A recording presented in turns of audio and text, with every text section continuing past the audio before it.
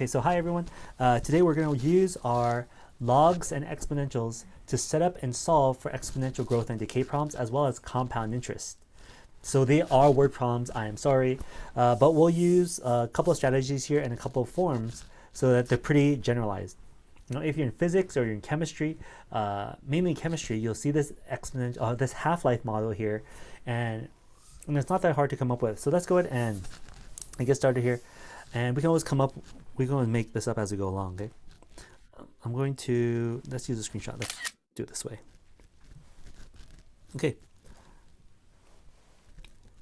The half-life of a radioactive kind of silver is 7 days.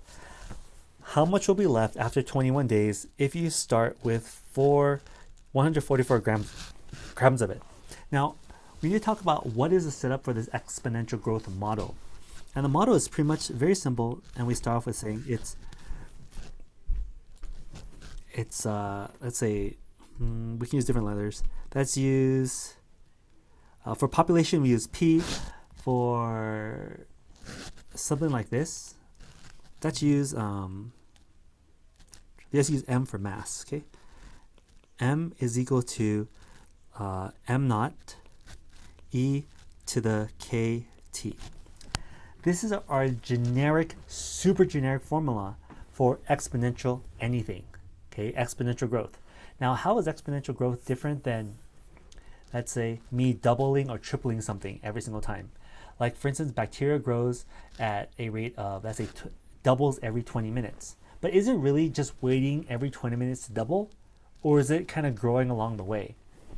And things in reality don't multiply, don't grow in this weird, like, stagnated way.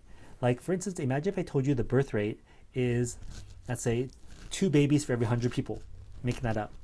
Does it mean at January 1st, everyone has 2 babies and they pop out? No, people are having babies randomly throughout the day. Maybe there's 1,500 one day and 2 the next. It's always, it's not discrete, meaning it's not everything happening at the same time. And when stuff doesn't happen at the same time, let's say rabbits breeding, okay, the populations of rabbits. We use this formula E because E is used for continuous growth. The idea of E, it means it is growing continuously, and this is our model that we use. So as you see, I wrote M twice. You can use whatever letter you want. Sometimes we use P and P naught. So this idea is this is our starting value, and this is our final value. So we start off with some starting value here, and then after so long, we're going to end up with what's left over. If it's a population increase, we'll start off with, let's say, 1 million people, and after so many years, we'll end up with 2 million people. So how many years would it take? And our idea here is to come up with a k value, and k is our multiplier. That's the rate at which we're growing, and t is the time it takes. Okay. So I could go through the whole lesson of how we come up with this idea of E, but you should have done that in Algebra 2 already. And if we have time, I can tell you guys why we could use E versus some other number, but it is kind of cool. But besides that, let's just get started using what we have. So what does half-life mean when it comes to these atoms here, this material, this silver? It's that given so much time, we end up with half the amount. Let's say this as an example. The half-life of radioactive kind of silver is 7 days. So if I start off with 100 grams of silver on day 1, we can say t is equal to 0 here. Let's create a quick table here. 0. After 7 days, oops. Actually, I should rewrite this. I'm sorry. It's doing a table. I'm going the other way. This is my grams. After 0 days, we have 100 grams. After 7 days, we now have 50. After 14 days, we have 25. After on the day 21st, so every 7 days, we have half as much as we previously had. This is 12.5, and that's the idea of this growth. Now, looking at this model here, we can just give an estimate of how much we would have after 21 days.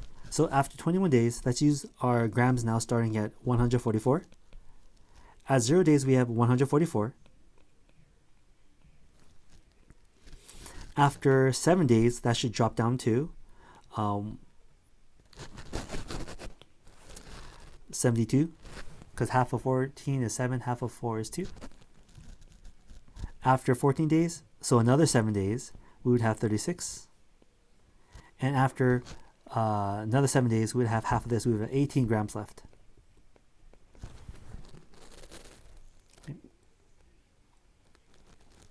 But if I ask you, how much would we have in between these dates? What about how much would we have after 3 days?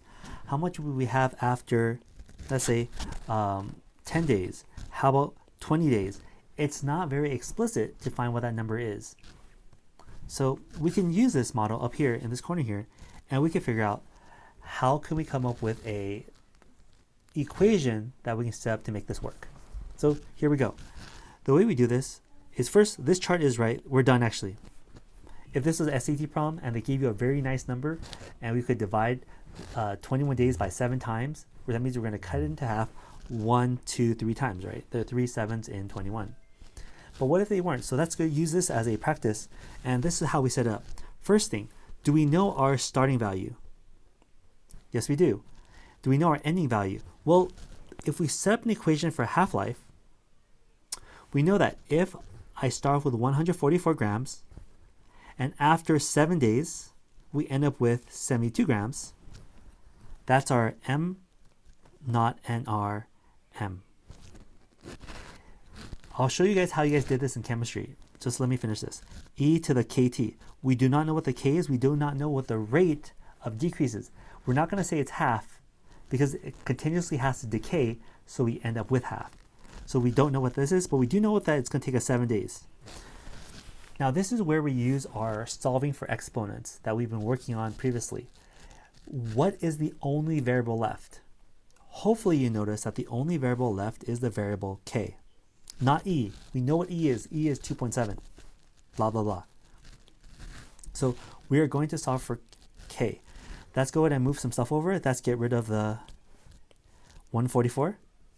And this is where you guys will find the chemistry example, 72 over 144, which is 1/2, and this is equal to e to the k7. And this is your chemistry equation for half-life. 1/2 is equal to e to the some rate and the length of time it takes you to half your amount. So if you remember chemistry, this should be a chemistry equation. Now, to solve for the k as an exponent, if you guys remember, how do we solve for exponents? We use our special tool called logs. We use logs to solve for exponents. So let's go ahead and use logs to solve for exponents. I'm going to use a special log on both sides. The log is natural log. So natural log of 1/2 is equal to natural log of k times 7, or 7k. Please remember that natural log and e cancel each other out. If you don't remember that, let me know. And we have ln of 1/2 is equal to 7k, right? The same thing. I'm going to divide 7 to both sides. So k is equal to, now this is what I want you guys to do. Go ahead in your calculator right now. You could write natural log 1/7 divided 1/2 divided by 7. I don't want you to write this. I want you guys to save time. Right now, go ahead and type natural log of 1/2 in your calculator. I'm going to go do that with us together. Oh no, it disappeared. Natural log of 1/2 equals to 7k. Cry. And then we're going to divide both sides by 7. So k is equal to, now I'm going to show you guys what I want you guys, oh my gosh, it's going to do it again. It's not going to help. Forget it. Screw it. I'm going to rewrite it here. But I want to take out my calculator.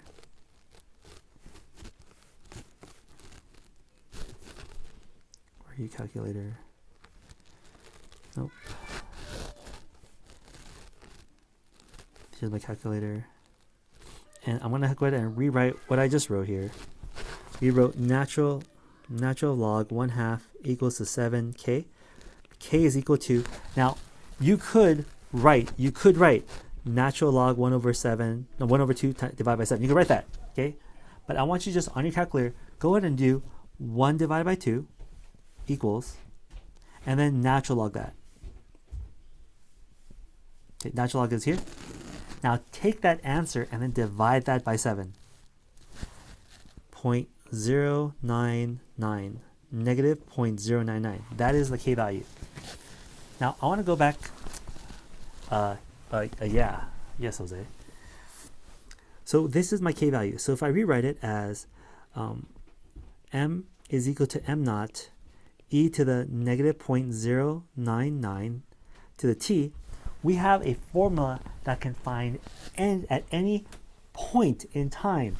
You tell me the t, you tell me how much mass we start off with, I'll tell you how much we have left after that given amount of time. So let's try what we just came up with. We said after 21 years, t is 21. And if we start off with 144 grams, how much would we have after 21 years? And let's see if it comes up with pretty much the same number that we came up with being, I think, what was it? I forgot. We'll see. So m is equal to, what's our starting mass? We said we started off with 144. We type e to the negative 0.099. I would not have figured we would be losing 9% every year. This is 9.9%. And then of continuous growth, and our t is going to be 21. So to type this in my calculator, I will type, if you have a fancy calculator, of course you type it as you see it, but me as a cheap calculator here, I'm going to type 0.099, and I'm going to stick a negative sign on it, times 21. Okay, this is how I have to type stuff into my calculator here. Equals, then I'm going to e this button. You'll see my e to the x button here. Take exponential of that, and then times 144. It seems like a lot of button pushing, but this is what we have to do for this type of calculator. So 0.099 plus minus to make this a negative sign. Let's see, where's my negative sign here? Here's my plus minus to make that negative. Times 21 equals, I'm going to e this number. Let's see, e to the x. Let's see if it's e to the x this number. Bam. And then I want to multiply this by 144. And we end up with approximately m is approximately 18.0079. Now, is this really close to what the number that we did, manually dividing it by half? Yes. Why isn't it exact? Because of my round off error, my 0.099. If I could take those decimals all the way out to infinity, this would be exactly at 18. But because I had a little bit of round off error, it still gave me some change here. So this kind of works. Now, what if I want to modify this to say, hey, not 21 years, what about if I want to say, how much do we have left after 100 years? The only part that changes in this equation is now, since we know at what rate this silver degrades, if I put 100 there now, and this would give me how much left after 100 years. This is the same type of formula that we use to talk about leftover waste from nuclear power plants. How many years will it take us to finally get rid of all this junk, all this nuclear pollution from nuclear power plants? And you realize it's a long time, sure. But if you also look at Fukushima, where a lot of radioactive waste was, like for instance, dispersed across northern Japan, the radiation levels are actually pretty low now, because the half-life, they'll tell you the half-life of that radiation has already, much of it has degraded. So, not saying that you want to live in Fukushima, but you can walk around. You can take passes there to visit, of course with permission. Now if I do the same problem, I want to write 0.099 negative, right? I gotta find my negative sign. If you had a scientific calculator on your lap, so much easier to do. Times 100, this is 100 years. We're going to e this model. And then we're going to times this by 144. And you can see that there is practically nothing left of this material. one thing you notice that when stuff is degrading, it never completely disappears. Sure, 0.007 is very little mass, right? These are grams, but there's still a little bit of residue left. That's why oftentimes you can find trace elements of this or that. Given more time, it's harder to find those trace elements, but with enough sensitive equipment, you can still find a little bit left over. Okay. Because it never really completely disappears. It's just like when you piss off your mom. Though she might forgive you, she still holds a little resentment.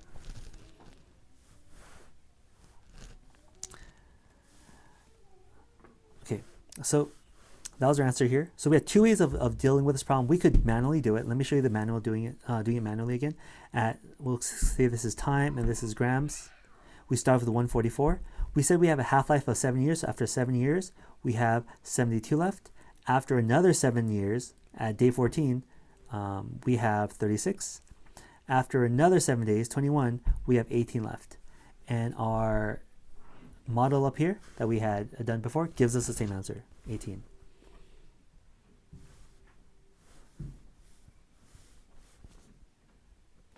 Okay. Now, the next question, again, another half-life model problem. All these half-life model problems, they don't tell you at what rate the material is degrading. They make it easy and they say, you know what, it'll take us, in this case, a half-life of radioactive thorium is 26 hours. It takes you 26 hours to end up with half as much. Now, in this problem here, we see that how much will it be left after 104 hours? In this problem, can I make 26 go into 104? Yeah, 4 times. So we'll have 4 cycles of cutting into half, half, half, and half. So if we want to just do our table, time and grams. If we said at time 0, we have 608 grams. After 26 hours, we reduce that to 304. After another 26 hours, so there were 52 hours, we're at 152. Another 26 hours, which is now 78, I think.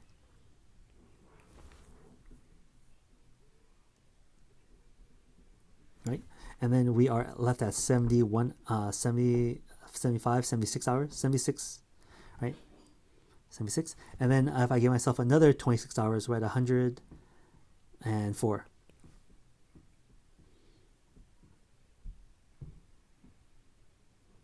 Okay, 104. And then we are half of that, which is 38 grams. So this is a perfect way for us to double check our answer when we're practicing it the other way. Since these are nice numbers, they didn't ask us to say 100 hours, because 100 hours wouldn't have fit here. But they gave us a nice value. 104 hours is 4 times 26, right? So we are going to divide by half, half, half, half, 4 times. We go through 4 cycles of this. Okay, so let's do this in our exponential growth model. And all our models follow this suit. Maybe in your chemistry class, they taught you, let's say m is equal to m naught e to the negative kt. Would you put a negative sign in that equation? Sure. But if you notice my equation, I gave myself a negative. The negative here is optional. What I mean by optional is when you're looking for k, you'll either get a negative or not get a negative. And that's all because there's going to be a negative here already. But half-life is all about decreasing, so it's going to naturally be negative. That's why your models always have a negative in front of it. But m equals to m naught e to the kt. And this is the same growth model we use for anything that's growing or shrinking in a continuous way, like rabbits. Okay, so let's use the same model again. I want to say we're looking for our k. We don't know what our rate is. We do know our time. We know how much it grows and shrinks. So let's set this up. Let's say we have 608 grams. It doesn't matter how you start off with because we always end up with half of it. You always start off with our starting, and in half-life, you always write half of it. And what we're doing here is we are not solving for 104 hours. We're just trying to figure out what is my rate of growth given my half-life value of 26 hours. So if you see here, the t can be in days, it can be minutes, it could be hours or months. Whatever you want, that's the standard. So we're going to say this is our time. Now, here's what we do. If we're solving for k, we're going to always get rid of the number next to our k, our starting value. And that always gives us 1/2. 304 divided by 608 is always equal to 1/2, which is what you should remember from our decay problems from chemistry. Now that I have e here, how do I bring down the gods? How do I get that k to something that we can use? We natural log both sides. And here's a step I'm going to tell you right now, you can skip. If you want to skip writing this, go ahead. Natural log 1/2 is equal to k times 26. Okay? Hi, I'm going to get my gloves. Okay. So I can go. Now, we could divide by 26 here, but remember I mentioned just do this on the calculator. So let's go ahead and take our calculator out. I'm going to do 0.5 to save myself some time, and then I'm going to just hit natural log. Then divide this by 26. Whoops. And we have our k value. K is approximately negative 0.0266. Let's do 595. Okay, I gave myself a lot of decimal places here. 0.0266595. Now we know this is the rate at which it's decaying at every moment. Okay. So let's go ahead and reset this. If I want to find out what the mass is, given the mass of 608, e to the negative 0.0266595, and our timetables we said we want 104 days. Now we're plugging my original time in, we're plugging the original mass, and then we can figure out how much mass we have left. All this stuff is calculator work. So we can take that number times 104 equals e that number, and then multiply this by 608, and then you can see we end up with 38 left. And the reason why it's a 0.0003 is because of round off error. Now if I use this number here, 0.0266595, oh whoops, didn't catch the decimal point there, did it? 0.0266595, make that negative, times this by 104, e this number, and then times this by 608. You'll see our number is slightly different. It's because of that round off error. The more decimals you carry, the more accurate your answer. Now, how many decimal places do we need to go to Mars? I forgot, like 7 or 8 decimal places, I forgot. Or 15, I forgot what it was, what NASA does. Again, this is just to re-illustrate, to make sure that you guys are in agreement. Hey, we could find it both ways. Of course, me creating a chart for a number that's very nice, very easy to get to, great. We got 38 in almost like 4 steps, right? But if we're finding a value that's not a nice whole number, then we have to find our rate. Okay, well, let's go ahead and write 38 there.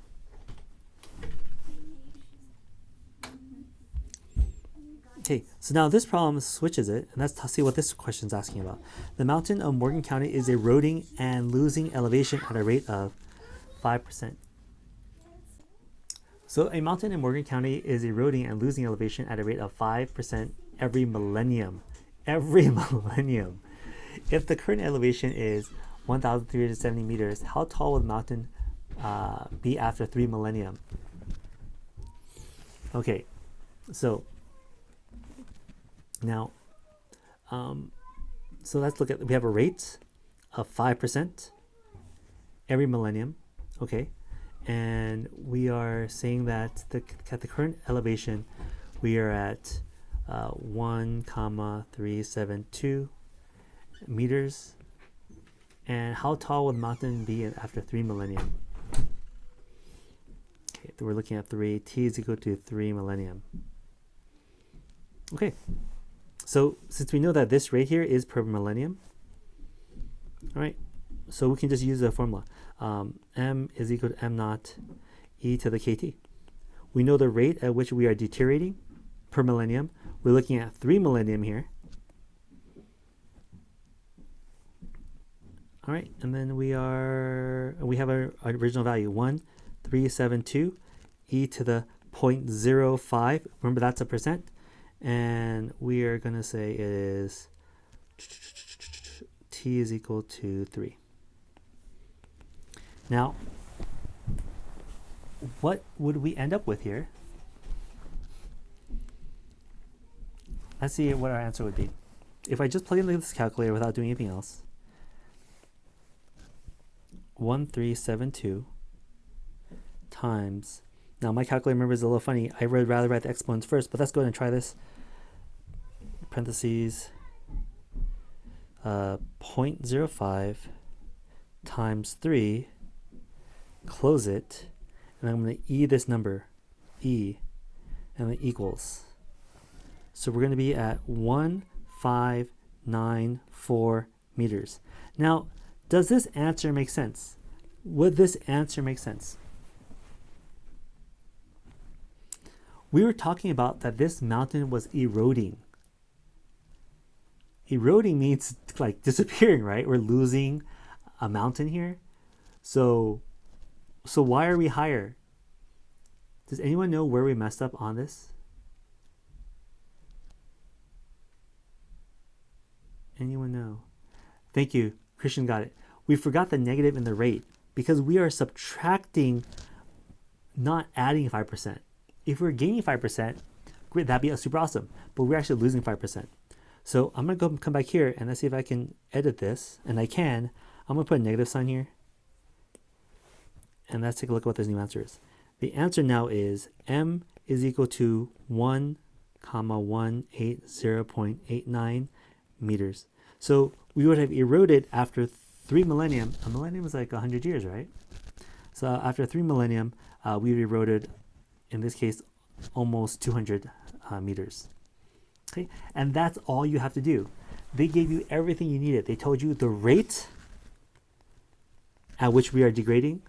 And remember, we said this is per millennium. This is millennium. Millennium. This also is a millennium. So that's why they matched up. They matched up. And over here is the amount that we started off with. Now, why couldn't we just put 0.5 or 1/2 for half-life? And here is the reason. If I come back up here and look at the half-life models that we talked about, if I write 1/2, how many days does it take me to get 1/2? In this case, how many hours was it? Were these considered hours? So is the rate 1/2? Is that pertaining to hours? No, that wasn't based on 1 hour. That was based on 26 days. So this 26 days and this, hours. 26 hours versus this hours here, they don't match up. If they gave me the rate per 1 hour, that would have worked here. But because they don't give us that 1 hour rate, they just said, hey, the decay is half for all 26 days. We cannot just call that my rate is 1/2. 1/2 is what happens over 26 days. So what is the rate per hour? And the K rate per hour is what we came up with over here. The rate per hour is 0.026, about 2.6% per hour. So our hourly rate, this is our hourly rate. The 26 is, so the 1/2 is our rate over 26 days. Now, why can't you just divide 1/2 by 26? And you could do that, but that wouldn't give you a continuous rate. Now, let me go ahead and give you an example when it comes to money. And this is our next part of our task, to talk about money. So if you put money in the bank and you put in something called a CD, let's say this, you have what they call a CD. If you have $1,000 and you put it in the bank at a CD rate of 5% per year, okay, how much would you have after 1 year? So we have $1,000, and we multiply this by 105%. Oh, not 100%. 105 because that's 100, and that's 105%. And then how much you end up with? You end up with $1,050 for a full year of investing. Good job, you made yourself a free $50. Great. But how much did you make per day, per week, right? And the problem is that, great, we know how much we make per year, but the bank actually calculates your interest at a per day rate. Here's another example. When you have a credit card, and the credit card will say you have a rate of, let's say, 26% APR, annual percentage rate. That's how much they're charging you in the cost of borrowing money from a credit card. And this is huge. Oftentimes you see anywhere from 18 to like 23%, but I'm just coming with a huge number. Now, if you didn't pay a credit card for 1 year, for every dollar you owed, you would then have to pay 26% in interest rates. And you might not think that's not a big deal. For every dollar I spend, I borrow, I have to pay a quarter back.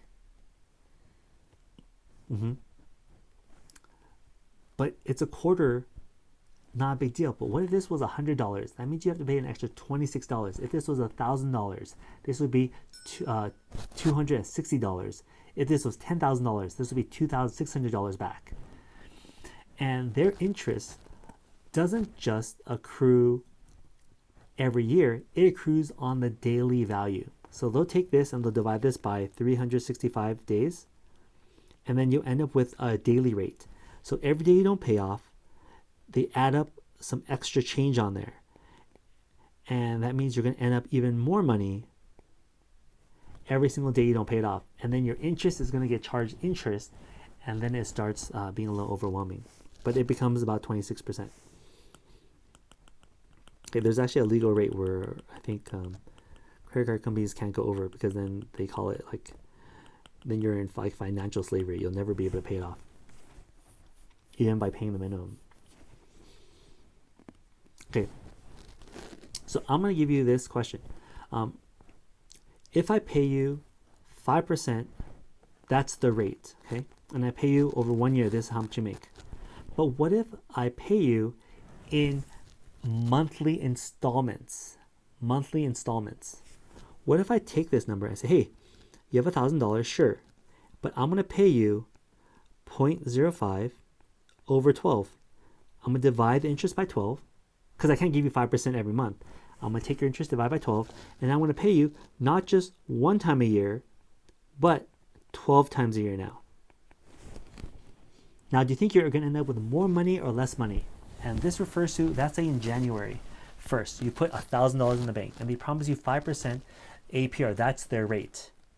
But they're going to pay you once per month. So at the end of January 31st, on February 1st, they're going to give you all this interest that you made for the month of January, and it goes into your bank. Now let's go ahead and figure out what this number is. I have my calculator on the side here. I wish we were in class, because this would have been easier to demonstrate. And this is Money 101. If I take 0.05, divide this by 12, you have a monthly rate of 0.00416. That's not even a percent. Right? Why? Because the 5% comes in over a full year. We're just looking at 1/12 of it. We're just looking at the first month. So how much would you make off in January? So here is, let's say, in January 1st, we have $1,000. On February 1st, we now have times 1,000. We have $1,004.16. Good job, buddy. You made $4. Isn't that nice? You didn't do anything. You just made $4.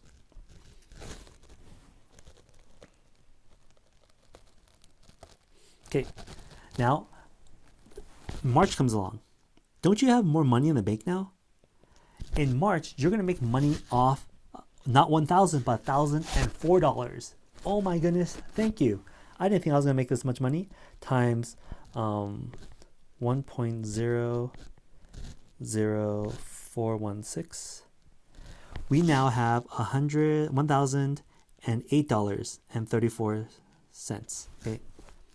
All right, the next month in March, April, May, March, April, right? April 1st, we're going to take this money, we're going to multiply this by 1.00416.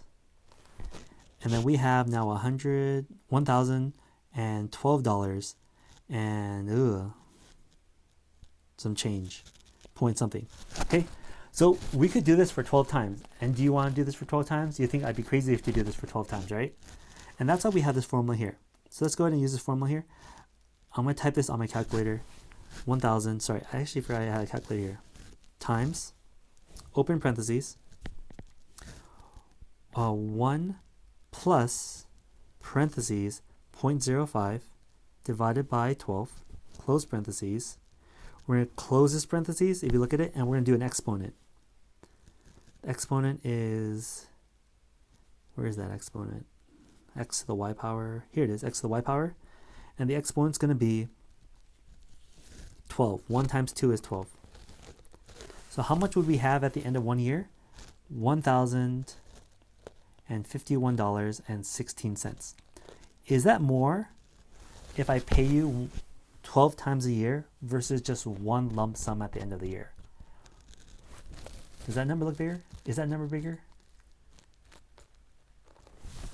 It is. Hopefully you have realized that. It's a bigger number because you got to keep your money longer, because every time, instead of waiting at the end of the year to get a lump sum of $50, I paid you a little bit at a time. And though it might seem like a little bit of change, right, to go from 50 to 51, money's money. And if this was $1 million, that's an extra $1,000 that you're looking at. Okay, we're almost done here. So actually, you know what? I want to save this last part.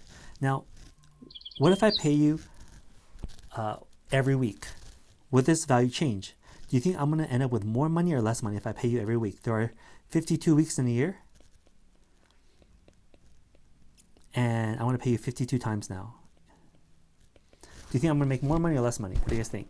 Instead of paying you once a year, instead of paying you once a month, I'm going to pay you once every week. So you're going to keep your money longer. So I'm going to change this real quick since I can do that. Change this to a 12. To a, whoops, what happened to it? Divide by 52. I don't know why that didn't work. Oh my goodness, what's going on? Oh my goodness, I killed it. Okay, 1,000, parentheses, nope. Okay, 1,000, acting up. Nope, still acting up.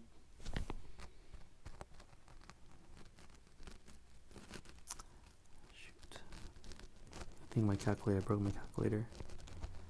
1 times 1, okay, 1,000 times, let's do it this way, times, open parentheses, 1 plus, close parentheses, open parentheses, 0.05 divided by, we're going to do 52 weeks in a year, close it, exponent xy to the 52 times. Okay, and you'll see that we ended up making, guess how much more? We made up an extra 8 cents. We made an extra 8 cents. Good job. So you hit a point where even though I pay you more times, it's not going to really benefit you that much more. We actually hit a theoretical max. And what happens is, what if I pay you every second? Do you think that's going to change anything? What if I pay you every day? Do you think that's going to change anything? You might think, though I'm paying you more, each of those days are not very long periods. So it's not like you're making that much money every day. Now, what if I decide to pay you every second? What if I pay you what we call continuously? we actually go back to our original equation, 1000 e to the 0.05, and we're going to do this for 1 year. If I go back to what we call our continuous model, 1000, that's not 1,000, 1000 times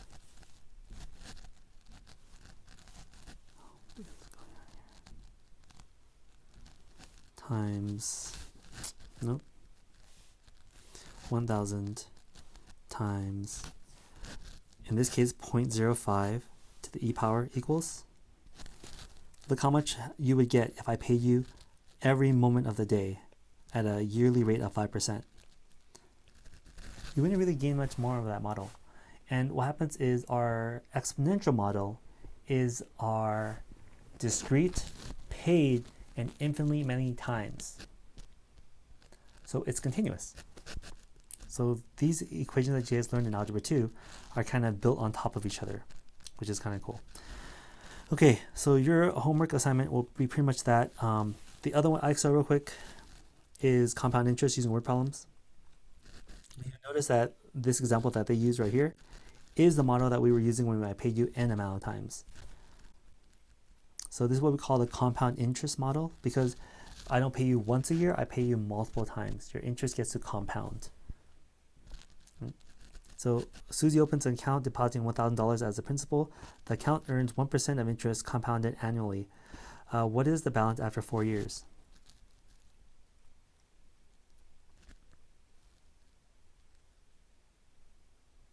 So in this one, the n value would just be 1.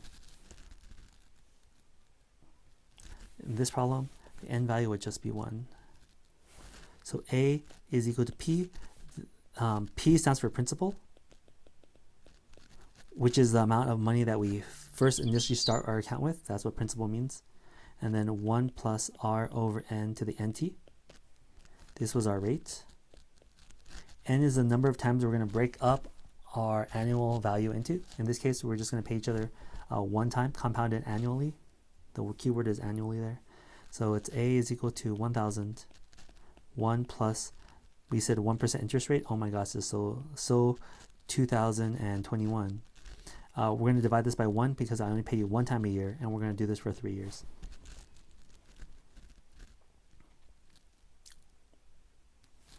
So 1,000, 1.01 to the third power.